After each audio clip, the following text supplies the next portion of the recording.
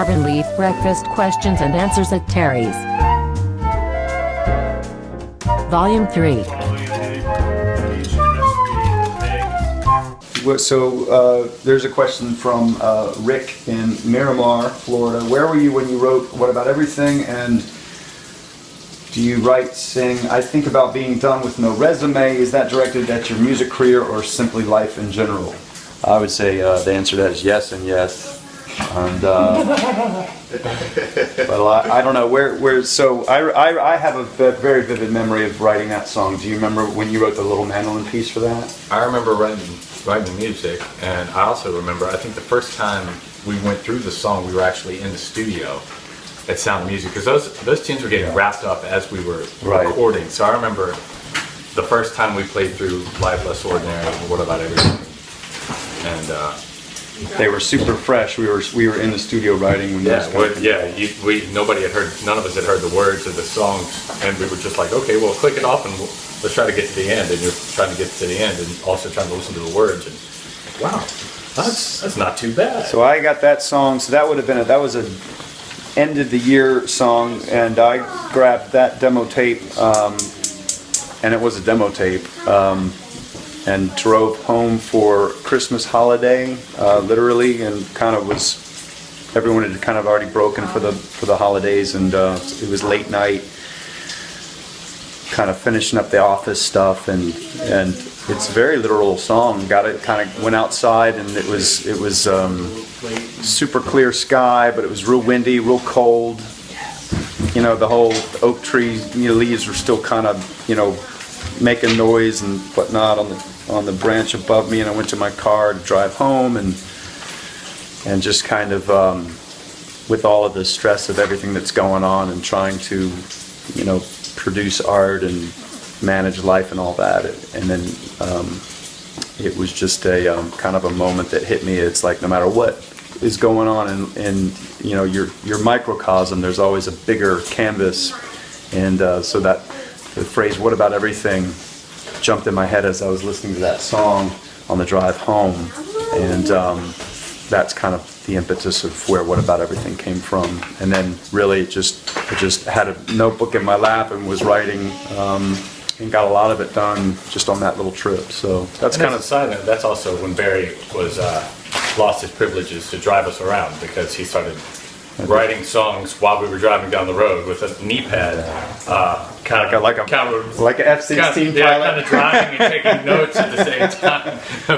Everybody kind of looked, going, what are you doing up there, and why are we in the media? My notebook velcroed to my knee, and I would drive, which is easier to do in a small vehicle, but when you have a van and a trailer, it has a tendency to make a nice S-curve at the smallest adjustment of the wheel. It does rock you to sleep until you. So that was how I got out of driving Judy's. It worked.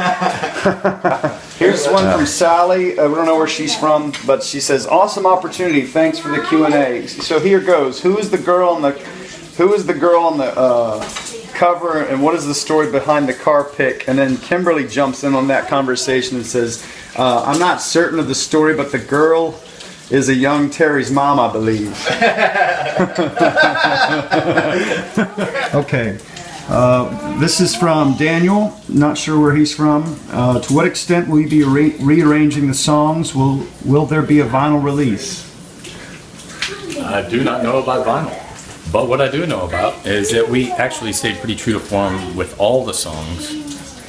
There are a couple of things that were extended a little bit for kind of improv moments, but besides that, I think sonically and structurally we kept everything relatively intact. I guess that's for people to judge once the record comes out, though. Mm-hmm. Yeah, we wanted to capture what we liked about the original record and sort of update some of the sounds that we weren't digging these days, plus some of the things that weren't working, or that are working much better now. For instance, Let Your Troubles Roll By, which was originally a bunch of drum machine drum loops with some fills added in from the live drums. After playing it for so long with Jason and John, we really wanted to capture more of the live feel, so we we created some drum loop stuff out front, but it's all Jason playing live, 4 or 5 different parts. And then the basic song is real drums throughout,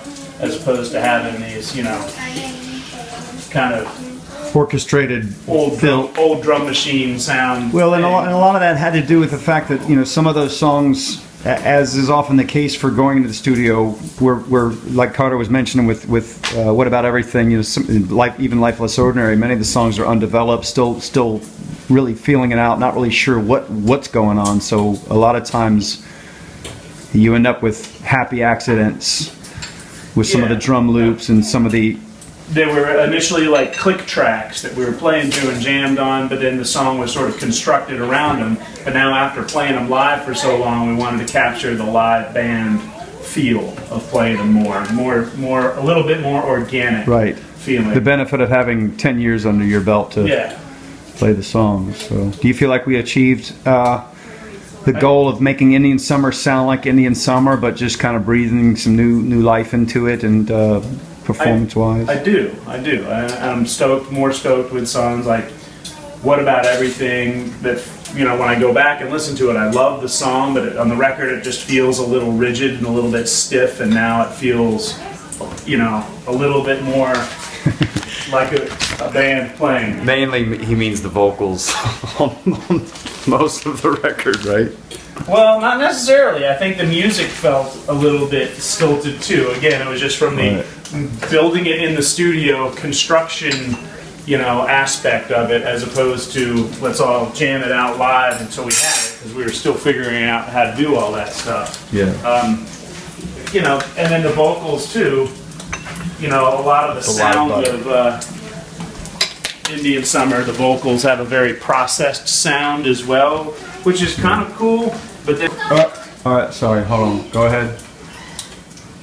so a lot of the sound of the original record, vocal-wise, was very processed, and that it had a doubler effect on the whole thing, and a little bit of a chorus, and it sounds kind of cool, but it sounds kind of au courant. It sounds a little bit, it sounds a little bit electronic and a little bit kind of fake sounding. So the goal was, for me, at least as a producer on this record, was to capture a lead vocal that really delivers the emotion of the songs, but sounds a little more natural. It sounds like Barry singing it live. So I think we achieved that on this.